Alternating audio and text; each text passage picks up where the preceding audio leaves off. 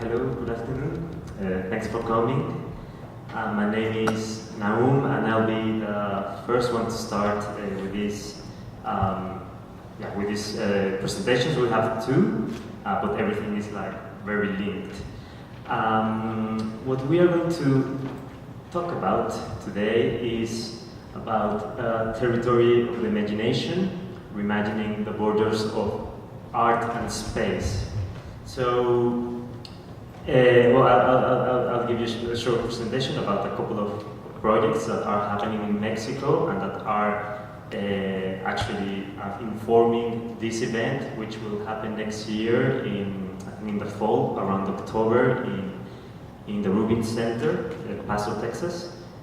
And afterwards, Astrovandalistas are with us, and they will talk about another project that they are developing for this event next year. So I think it would be better if we just present and then we keep some time by the end of both presentations for some Q&A. And then we can save some time, because there are too many and too many things to talk about. So just to give you a little bit of a background of where all these space projects started, I would like to go back to this, which is something. There's something called the International Astronautical Federation. This is a big international organization that puts together all space agencies, space industry, individuals, astronauts, satellite makers, rocket makers, etc., into a single organization where they develop and set the space policies in a Earth level. And this organization was working for a lot of time, but it was thanks to the work of Roger Malina. He's one of the space leaders, and an arts and science organization based in London called the Arts Catalyst.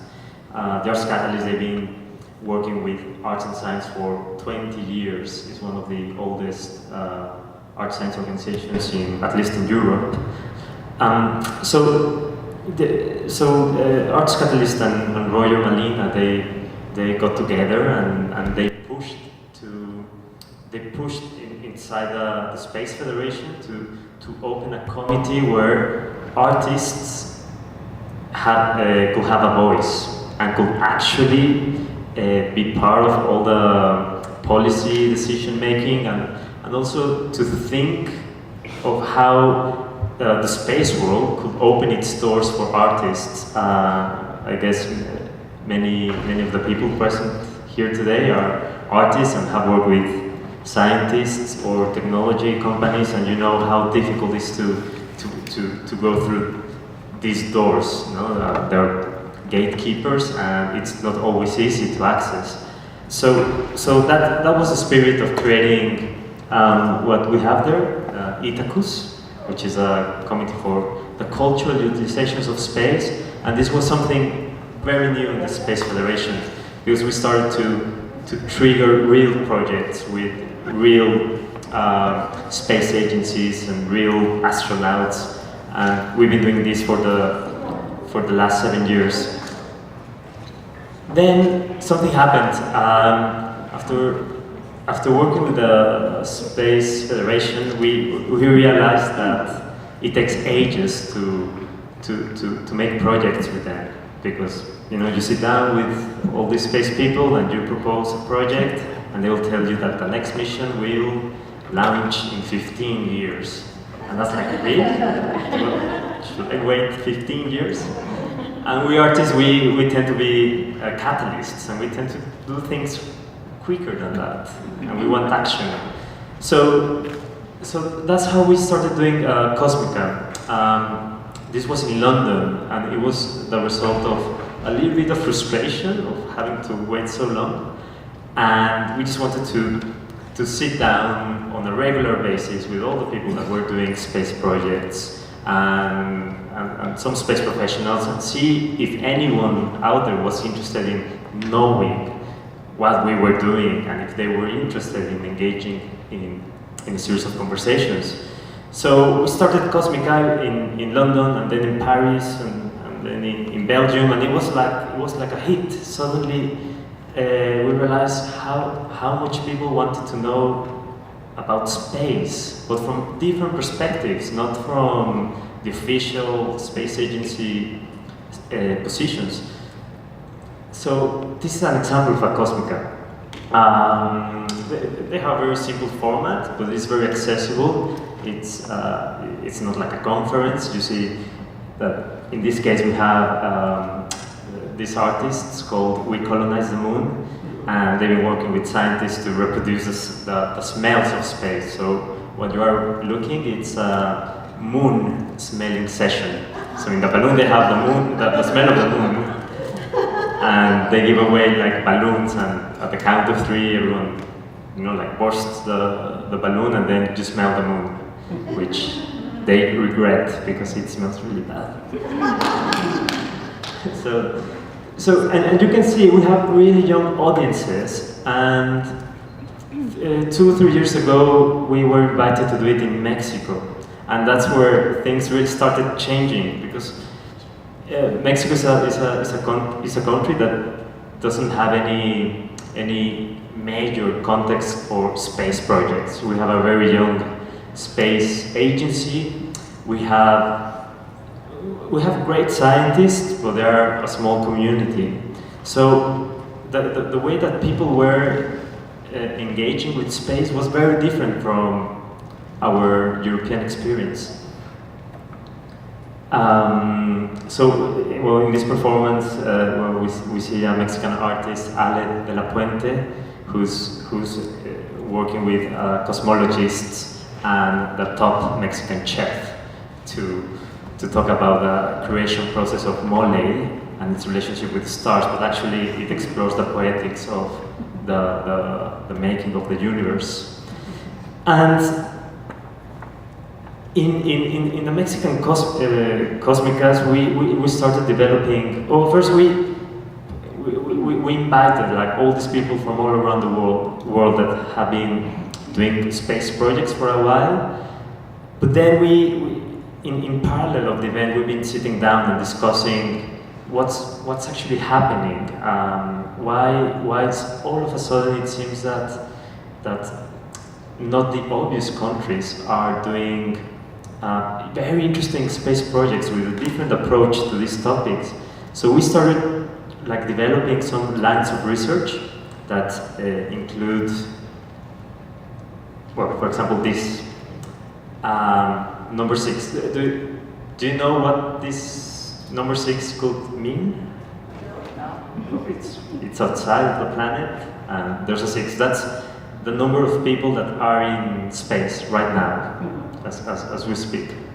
Since we have space stations, there are people constantly in space. Big problem is that there is a slight gender problem. All these 6 people are men. So in this this is one of the things that we're trying to push, because also Cosmica is related to the Space Federation, and all the work that we present and develop is presented to the big guys. So that's one of the things that we're working, like what has happened with women in space. This is Terry Trujillo. She participated in the Mercury 13 program, which was a program to train the first group of astronauts to go to the moon, and they happened to be women before the guys were trained. Eventually, NASA didn't recognize this program as an official program, and we never saw a woman walking on the moon, and nothing happened to these women. So thankfully, there are artists that are actively working in pushing these topics in a serious level, like speaking with, by making documentaries, by making very bold performances, and eventually, thanks to Cosmica and our relationship with Space Federation, all this work this critical work is going to the decision makers. And in this case, well, just to raise awareness of the importance of, if we are aiming to take our culture to space, then to really question what culture are we taking into space, and how we are really reflecting our species. And even this is the work of Frank Pietronigro. He's based in California, and he's worked with NASA, but he has a very interesting research about how queer culture would really benefit the space exploration. And yeah, I mean, I cannot tell you his research, but when you listen to him, it makes absolutely like sense. You know, it's like, of course, why we need to have LGBT groups in the ISS, in the space station. Okay, well, then another very interesting line of research that we've been working with Cosmica is, I mean, I don't like, how can I say, this sort of left behind communities. It's like to explore what has happened in countries countries in Africa, countries in Latin America, and even in India, where we've been finding groups of artists that are producing space projects. Like in Brazil, we have a movement without satellites. In Mexico, this is the work of Andrés and his brother. This is called the One, and it's a sort of a space vehicle that explores forgotten railway tracks in Mexico, but also it uses the aesthetics of the space exploration and the dreams of progress to make a reflection about the problem in Mexico. So that's very interesting. Like in these countries, you can see that the projects they might not be launching satellites or rockets or sending rovers to Mars, but they are using the poetics of space traveling to question things that are happening here, like real problems. This is the Congo astronaut, and he's doing like performative actions in Congo, but he's using again space discourses. Then this is also related to Afrofuturism, and once again it's an example of how these ideas have really helped to understand earthly issues. For example, we have this is Parliament, and I don't know if you ever experienced a concert of them, but back in the 70s, they were like aliens, and they felt like that. They were like so psychedelic and so different in terms of the way they looked, the color of their skin, and all that. So in the middle of the concert, you will see a massive UFO landing, the mothership, they called it. And they were saying, yeah, we are not from here, we are from somewhere else, and we are feeling quite alien in here. And it helped them in a way to understand that they belonged somewhere else, but in a joyful way. I presume funky music is that. So and now you can really see that artists from Africa and in other parts of the world are really taking Afrofuturism as a serious tool for understanding racial and social issues. At the end of the day, I love this quote. It's by Nicola Triscott, and it says that we need to develop an alternative vision of space exploration for a new global era, a vision that understands that space is not reserved to NASA or the West, and that finds its historical roots across all the cultures around the world. And I think this is a key element for taking space activities into a real global level.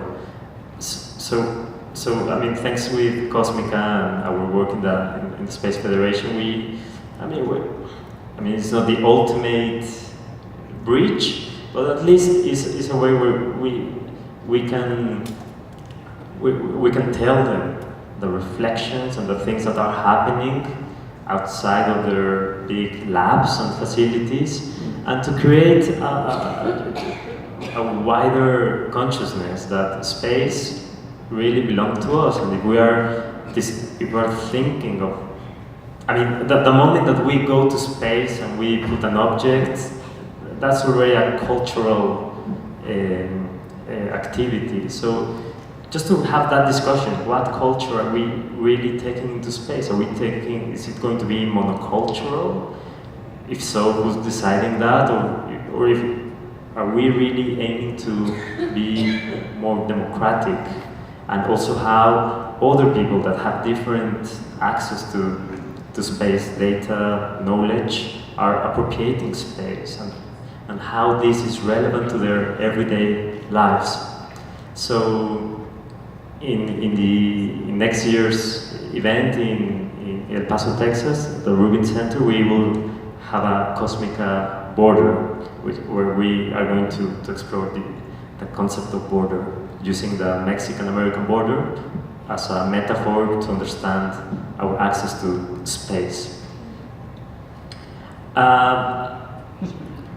It was a couple of years ago that we were showing some videos of artists in zero gravity, some projects done by the Arts Catalyst like 10 years ago, and I was there sitting with a few Mexican artists, colleagues of mine, and we're looking at the video of these amazing experiences of floating in a parabolic flight, and I just thought, well, I just want to do that, and why not? I would love to have that experience.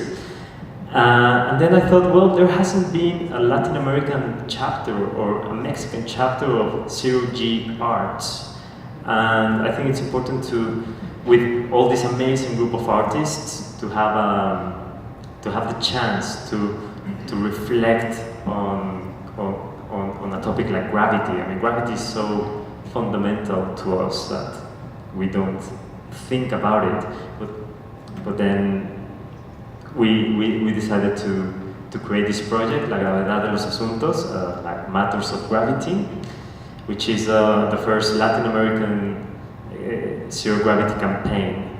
So currently, I mean, how this happens is you put a bunch of artists in a special plane that performs a parabola. No, so it really goes high up like this, and when it's going up, you experience about two gravities, and then it drops in a free fall. They switch off the motors, the engines of the plane, and for 30 seconds you're on a free fall and you experience zero gravity, which is exactly the same physical phenomena of being in the space station. So we started about one year and a half ago, training for this series of projects, and we started in a theme park, because in Mexico we don't have astronautic training facilities. But yeah, but we have these free-fall games in Six Flags. Yeah, you have to do what it's in front of you. Yeah, but it was actually quite interesting, because we were there, we were very professional, and we were building little models, and we had like GoPros and cameras all over the place, and doctors. Also, like something that happens in the parabolic flight is that you get very dizzy, because you always have failed gravity, and when you remove that, then all your guts and your liquids, they go all over the place, and it doesn't feel very good. So you have to take, I mean, this is what the Russians do. They take a pill that it's a mix of antihistaminics and speed. So they take a pill and apparently then you're fine in zero gravity. So we've been doing many tests. I cannot tell you now.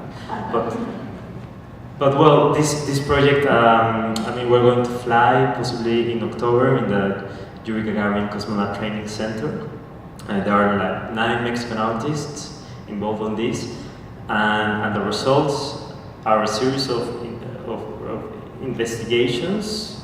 We're producing a lot of content, very poetical content that it's going to be in a series of exhibitions in Mexico and in other countries. But more important, we're working with Mexican universities to send these contents and to give a series of workshops and an entire educational program to very remote communities in Mexico, where normally people and poor communities don't have access to this kind of contents. And I think it's important to create a new imaginary of what's possible. At the end of the day, something that you all know very well is how the Apollo missions managed to get an entire country to think about tomorrow. And I think that's very important in Mexico, to think about new possibilities of a new future. So that's it. Now I would like to introduce you to Astrovandalistas. We have Andrés, Rodrigo, we have Thiago and Leslie, and they're also working on a project for Territory of the Imagination, and they will tell us more about that.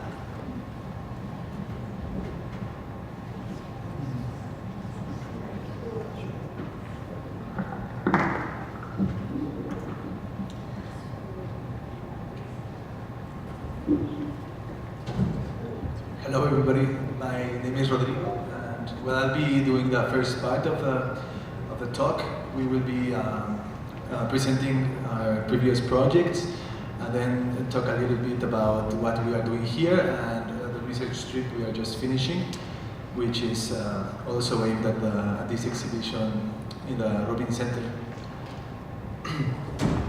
So the collective was started around 2010 in Tijuana, and that's a little bit before I entered the collective. And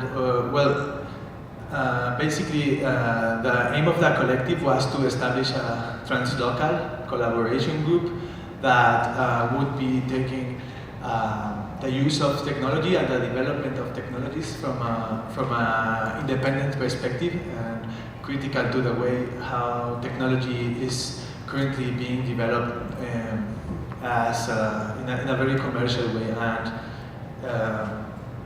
and always needing like huge budgets and needing like a market exit to exist. And well, it was a little bit before the huge explosion of all this maker culture, and so I'll be presenting the works one by one. Actually, the first one I'm not going to talk about because of time, but this is the first thing we developed as a collaboration between our collective and another collective called Reimagining Lab, which this is part of. And basically, what this machine did is it allows.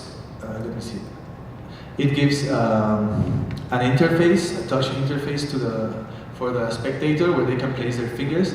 And this thing, what it does is that it measures the electrical activity of the spectator's body, and measures it and creates an average. And with this, what it does is that it establishes whether the person is in low energy or high energy, and takes this data to connect to Twitter and poll the network for certain archetype words which we established. And what it does is that it obtains a tweet and gives it to you, prints it to you, like a sort of like contemporary random oracle. Well, basically, what this motivation behind this is how can we live like the experience of networking and virtual communications in a physical space and through our bodies. Because we're interested in human-machine interaction, but as well as human-human interaction, and how these technologies relate to our bodies and experiences. The use of Twitter remained as a very big interest, the use of the communication networks, and this will take me to the next project, which is called Arma Sonora Telemática, or Telematic Sound Weapon. In this work, we had the chance of installing a piece just outside of a military camp in Mexico City.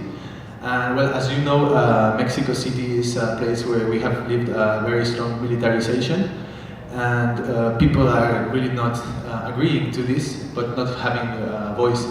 It also happened in the context of very big demonstrations that were taking place in 2012 against like corruption of our government, etc. So what we decided is to build a work where people could basically take their virtual protest, which was very strong at this point, and place it in the physical space, and really like to bring the voice of the people outside of these military spaces. And well, what we built is basically a robot, a very simple one, that just created a very loud bang every time anybody sent a message. And our idea was to like really make present the fact that the military is there and this is happening, people have something to say about it. So, well, this project was a very big collaboration. We were around 8 people working on it, and it created a very strong response in the networks. Like we were surprised. We established a hashtag called Ban Campo Marte, and well, this hashtag became trending topic for some time, and people kept using it even after the project was already dead, which was kind of interesting because this idea of being able to translate our virtual protests into the physical space really resonated. People were very frustrated about all the information that was being shared on the net, all the proofs of all the corruption that was happening in the elections were flowing in the net, but not in the space. No? So this was like our first strong project, which related our interests in art, technology, and social movements or politics. And well, we also were invited to show this work inside of Monterrey, which is a city that got really affected by the violence. And so one of the things that was interesting about this project is that the people were able to send messages and make this machine make a big bang and sound. However, our problem was that whatever people sent was not being shown. It was just like happening. The robot was activating, and so you could tell people were sending messages, but you cannot like actually read them. And so we were thinking, oh, how can we expand? Because we need to be able to have a sort of multiple outputs for this event. And this is how we came up with the next project, which is called Effect Lab, which Thiago is about to present. Hello. So yeah, like Rodrigo said, I think 2 things that we questioned in our previous projects were the fact that some of the communication was one way, people out at home, you know, were sending messages through Twitter, and something was happening somewhere, but they might not have that experience. The physical experience was sort of missing for them. And the other fact was that we were also relying on other people's networks. So our trending hashtag for Campo Marte was there for a couple of weeks, and then it was gone, and then it was back as a trending topic, and we had no control, or we didn't know what could happen if they decided to take it out or censor. That didn't happen, but it felt a little weird to be relying on other people's networks. So we started to develop a project. It's an ongoing technology development project. It's sort of how we're going to compete with Facebook and Twitter, so don't tell them, or they might want to buy us. Because the idea is that in our experiences, in our work, we see a real need for network communications and the use of technology to bring people together or to spread ideas, but sometimes the interfaces that we're given or that are available are standardized, or not just the fact that they're commercial, but they're maybe even simplified and only serve specific purposes. So what we want to do is create this kind of an abstract part of the project where we create a framework. It's just a bunch of code and a small computer with a router that really simplifies the creation of user interfaces, whether it's an input interface, so like a website, or a phone app that you use to then communicate with either physical objects or other people that are also using the network. For example, one could go to a bar and set this up, and you have your own little network there. So other people would log into that network, and you have sort of like your own local network or your own little internet to communicate, and it's maybe a little safer or maybe a little more personal than using other people's interfaces. And we got invited to show this project and to develop it at the Museum of Latin American Art in Long Beach, California. So we developed some interfaces sort of as a proof of concept. They were things that we had been thinking about independently. One of them,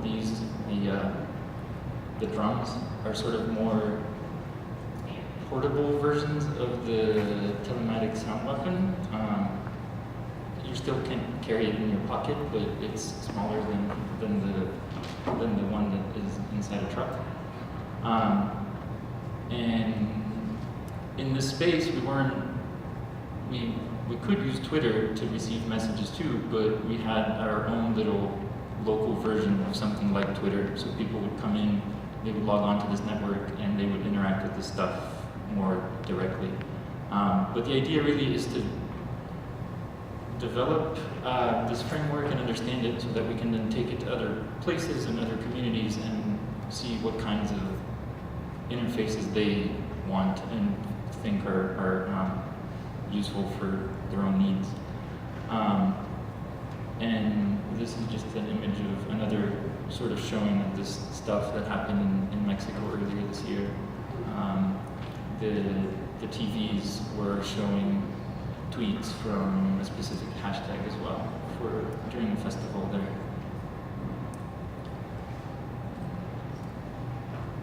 Okay, I'll be going through this quite quick.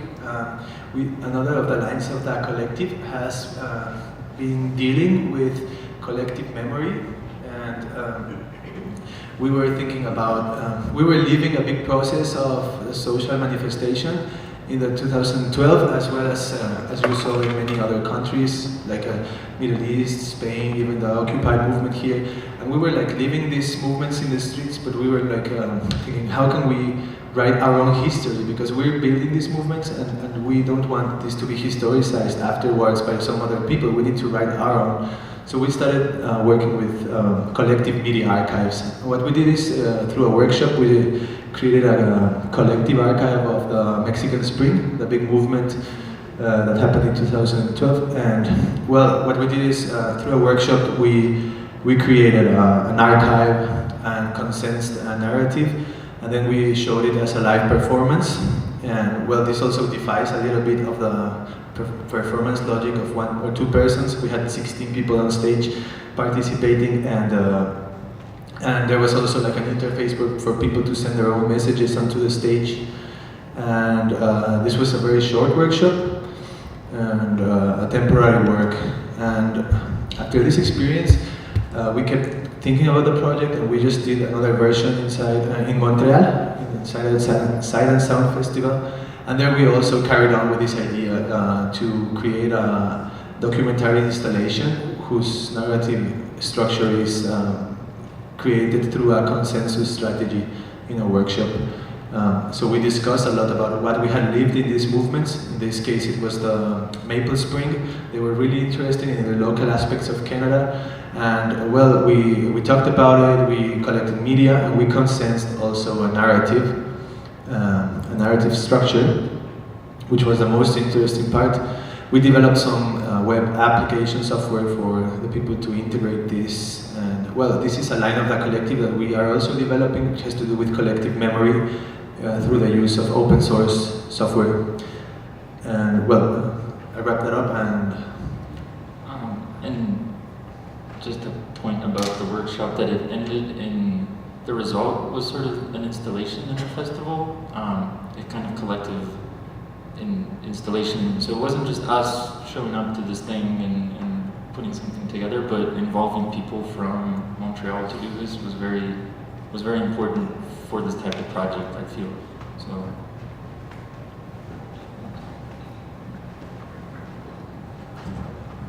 Hello. Andrés and I were going to talk a little bit about the project we're working on for the Rubin Center. You want to start? Okay. Well, we were commissioned by the Rubin Center for a trip exploration in order to design a community project to address the idea of space and borders as territories of imagination. And basically, we want to work in three main ideas. Anthropology of space exploration and tools for observation from an ancestral point of view, trying to see what's going on in other cultures from the beginning about this idea of space. Access to space knowledge from DIY empirism and interpretation, and the geopolitics of imaginary. I don't know if you want to... This is some images of our trip. We were in the road from Samalayuca Dunes in Chihuahua to the caverns of Carlsbad in Texas to White Sands in Nuevo Mexico to here. And a lot of spaces in the middle, like the sunspot in, where was? Sunspot Observatory in Lincoln National Park. Yeah, and the Museum of Roswell. And yeah, we want to get engaged with the imaginary of this space. So we were thinking about the metaphysical origins of science and technology were linked to personal searches that attempt to describe and reveal complex process of the ontological nature of the world. But these searchers, once they're implemented as solutions, they have a tendency to auto-delimitate themselves. So this prevents other logical possibilities for make future like searchers or having another possibilities. So basically, this self-determination have effects in geopolitical terms. Specialization of science promotes knowledge stored only to those with the educational and economical possibilities to approach these objects. So basically, we want to talk about the idea of space from Latin America. What kind of tools we can develop from our own imaginary.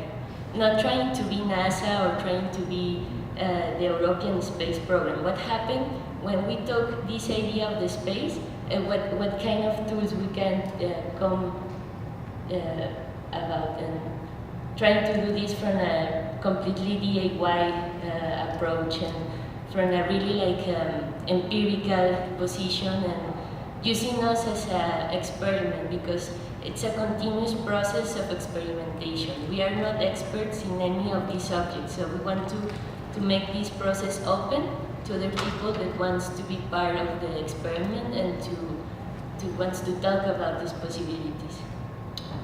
Yes, basically what we're proposing with this project is long-term research in the space in between Mexico and US, the desert, the border desert. We found this natural polygon, which is without much humidity and with very open skies, where most of the observatories or even military bases are, and in the case of Mexico, where many marginal spots are. So we're mapping this imaginary of space observation and exploration, and linking it with, well, we've thought about the idea of territory as a very geopolitical concept, and imagination is not supposed to be geopolitical, but it is indeed. So we're working from that side, like trying to work on the imaginary on the Mexican side of the border regarding the concepts of space observation and exploration. So we are in this project like trying to link a lot of aims of the collective, which are like this developing of workshops in the communities, where we want to develop DIY hardware to observe the space, and maybe create communications as other previous projects, and as well as expanding the imaginary and expanding the possibilities of other ways of seeing and imagining the space as it was before all this development that Leslie and Nahum were talking about. So yeah, well, basically the 3 points we want to develop during this research, it's creating an historical archive from the space approaches of different cultures, mapping the contemporary technological spatial imaginary, and create this series of DIY tools into workshops and laboratories with the specific groups located in areas close to El Paso in Ciudad Juárez. And our position is the idea of hacking, interference. We want to see what is what kind of high-end technologies we can develop from a really like precarious position, and also occupation of non-physical spaces and the creation of communities. And that's kind of the main ideas we developed during this exploration to this territory, which is really fascinating and an amazing space, and really linked to the idea of the development of the state of the space history, actually. And I don't know if well, we're going to be following all the process with documentation, like video documentation, and we're aiming to do a publication too. And this documentation is going to be like one of the main outcomes for the exhibition, and we're trying to mix fictional topics and as well as very documentary ones, and to follow up these workshops in the border, as well as probably interviewing high-end engineers and processes in both sides of the border, but mainly here. There's just an experience I wanted to quickly share with you. We spent a night in White Sands National Monument, and we were there watching the sky, watching the stars, and at some point we realized the stars were moving all over.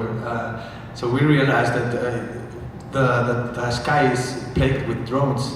All the time they're doing experiments, and it's awesome technology, which is also very scary. And we were, okay, look, that's a drone, that's also a drone, oh, that's an ISS. And the idea of drone has been naturalized now. It's nothing strange. It used to be science fiction, it used to be metaphysical, and now it's just something you can buy, or the military just deploys, and you got test flights happening all the time. It's like, where do we stand in relation to this? No? This is, how can we conceive another notion of space from our new imaginaries, from Latin America or whatever? Yeah. And well, we are releasing an open call in some months for invite people to participate to this project. So the whole idea is to develop the main stage of the project into a web platform, and then having this open laboratory going on in El Paso. It's going to be like a 1-month program, so people from different parts, in Juarez, so people from other parts of the country come and collaborate with us and work with us into the development of these tools we want to release. Something else? Okay, we're done. Thank you so much, and if you have some questions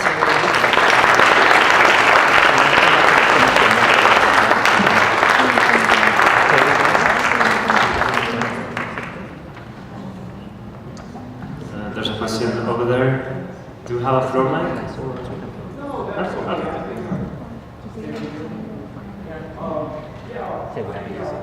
It's interesting doing all this traveling around, like the railroad car, or the set. How do you fund all this stuff in Mexico? I'm just curious. How do you fund How do you get financial resources? Well, in case of the SET1 project, that project started in 2006 with a fund that was supposed to cover the whole project, but only cover like the first part of the research. And after that, we've been funded by grants from maybe exhibitions that we've been part of, foundations. I mean, like a lot of small supports. We don't have like a big grant that covers the whole project, but and also personal funds. That project is just paid by ourselves too, and we, basically that's in my experience how it has been that the case of Astrovandalistas. We've talked a lot about this, and it's very interesting to see how art is probably the only space left for this kind of research, which is experimental and does not have a market exit or a military purpose. So this is a very a vision of art that we have talked a lot about, how art enables us to actually continue our research. We forget to talk about our budgets in the past project. For example, the telematics on weapon cost about $500. The whole team, development of technology, going to buy the tube. So one of our rules of development is going cheapest as possible. We never develop like expensive technology because it's not open source really. So if we want to go into communities, we have to be really careful with the way we develop our tools and the materials we use and everything. So we put some money sometimes, and that's fine. Yeah, I'd say, at least for us, a lot of personal investment too. Like we keep some part-time day jobs and stuff like that to fund some of these projects.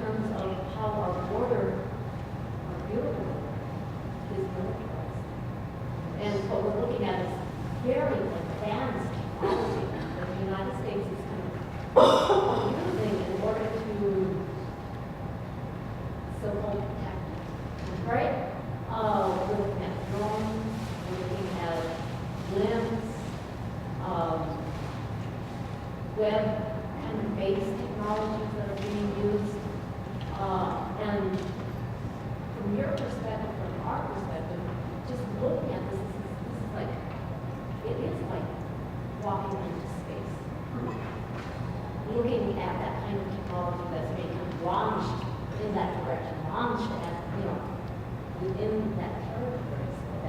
And I guess my question, but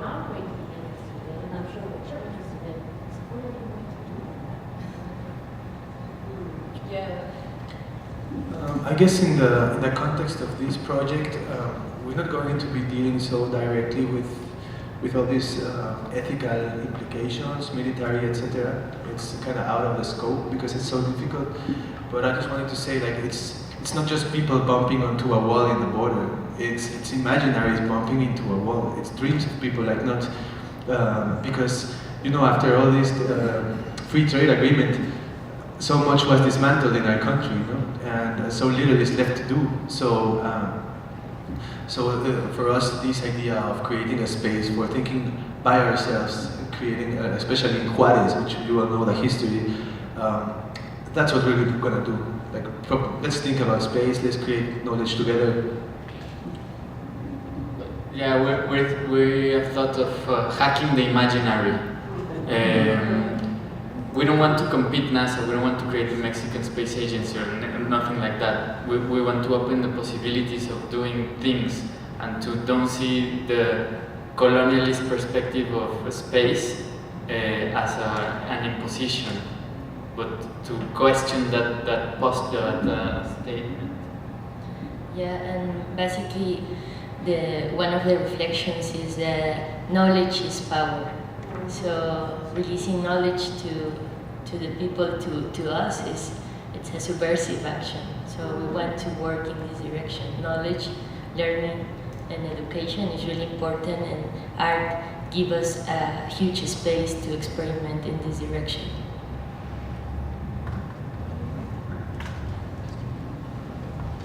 I think your project's amazing. I'm very interested to learn about it. I was thinking if you're interested in these new imaginaries, it could be interesting to incorporate some very old and traditional imaginary.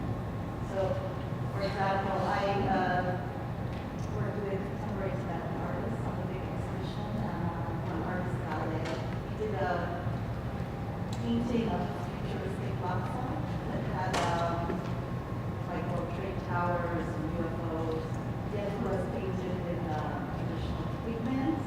We kind of in the format of a traditional manuscript page, but the content really done with the contemporary imaginary. So I don't know about incorporating whether it's Mexico indigenous culture or even some indigenous culture from Chihuahuan and other parts of northern Mexico. Also, continue to think about space in interesting ways. This is one's art, yeah. And they're also interested in technology. It's not only necessarily that they're interested in some past, they're also very aware of what you were observing, differences in the sky, world, depth, and perceptibility. Well, actually, that's we didn't say that maybe because we're nervous and we don't have so much time. But that's a crucial aspect of it. Like we will be exploring contemporary imaginary, but also we have to really think about like a very ancient one, and not only in terms of space, but also about social relationships. So yes, that's definitely an interest, and we'll be doing both things in parallel, I guess. Yeah. So it's also we see technology not only as the electronic parts of the software. Technology is a set of methodological tools, and we want to take some of these ancestral tools to think about that and see what we can do and reinterpret these ideas into the present context.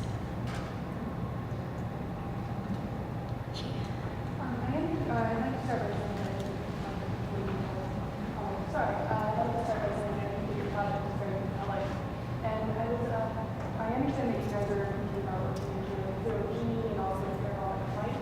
But I was wondering if you were also considering taking sculptures into orbit or into inner space in the future. Yeah, well, the La Gravedad de los Asuntos, which is the zero-G project, well, that's the first in a series of 4 projects, and the last one is a collaboration with the ISS. So yes, we're definitely thinking of that. I mean, it's been done before. I mean, there are a few I mean, there's always like this question: who was the first artist in space? And many astronauts, they've been practicing artists. So there have been like very interesting experiments of sculptures that could only function in a weightlessness environment, or astronauts painting balls of water and all that. So, but yeah, I think what we're thinking is how to develop like a little training program for astronauts, but with this DIY approach. So that'll be. I mean, these projects take so long to put together. You know, like each one takes at least 3 years. So maybe in 10 years we'll see it. so then I'm working like the space people, no, like endless time frames.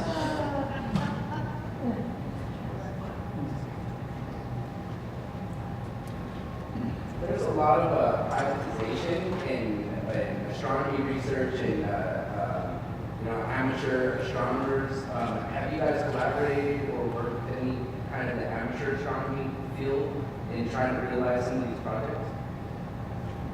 Well, actually, I don't know. He will answer that, but you're pointing at a key aspect of the curatorial project of Kerry, which is between security and commercial interests, what other spaces of imagination are left for space. And that this is like the main message that she told us to bring here, so thank you for reminding us. Yeah, well, that is a big question, you know? Like how will all the privatization of space will have an effect in the space policies. It's a big thing. When you go to the space congresses, you see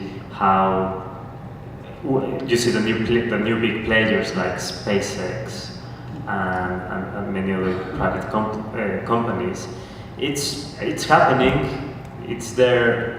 You know, like big agencies are closing their departments. NASA closed the shuttle program, the microgravity research department, and so on. And then the Russians are also closing programs. The ESA, European Space Agency, they are running less programs. So yeah, everyone is like expecting a magic wand from the private sector that solves funding. But I think at the end of the day, it's important is to keep talking about these projects publicly, engage people, and it doesn't cost that much when you compare to other expenses, stupid expenses that we do, well, that governments do. I don't do them. Yeah, so it's important to keep questioning everything, and that's what artists can do. It's great that we have like Astrovandalistas, you know, like thinking about the space aspects and challenging the mainstream ideas.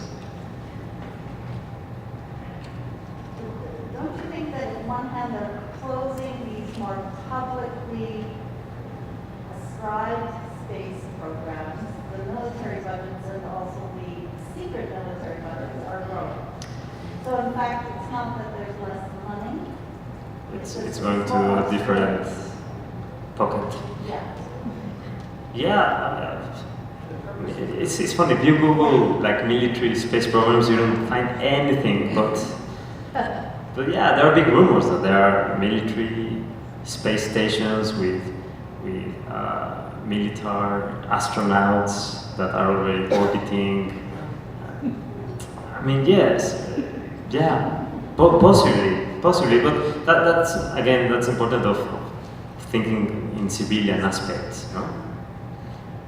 And then Boulder, I came from Boulder. There are a lot of private companies developing. Actually, the woman who ran the public planetarium at the university, she left to join a company. I was actually astounded. I didn't understand there were companies like this that is doing traffic, space traffic.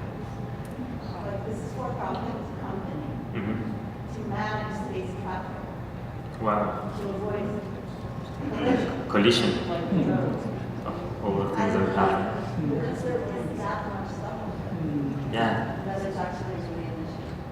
yeah, it's crazy all the things that are happening, and also, I mean, you see like media companies like this, the producers of Big Brother and them all, they have this super ambitious project called Mars One, and they plan that in 2015 they will send 4 people to Mars, and then that will be sponsored by, just like Big Brother, because they did it. They were like, okay, actually with this money we could send someone to Mars, apparently. So they're working on that. They have selected 700 candidates, good finalists, and they're doing interviews. But that's another way. I mean, I think fair enough. It's another way of, like again, space is not reserved for government, space agencies. It's good to have this diversity, but that's the key thing, to keep the diversity of how projects are happening from different perspectives, and that's a healthy ecosystem. Have you done anything in terms of environmental impacts of space exploration, or colonization, or whatever, militarization?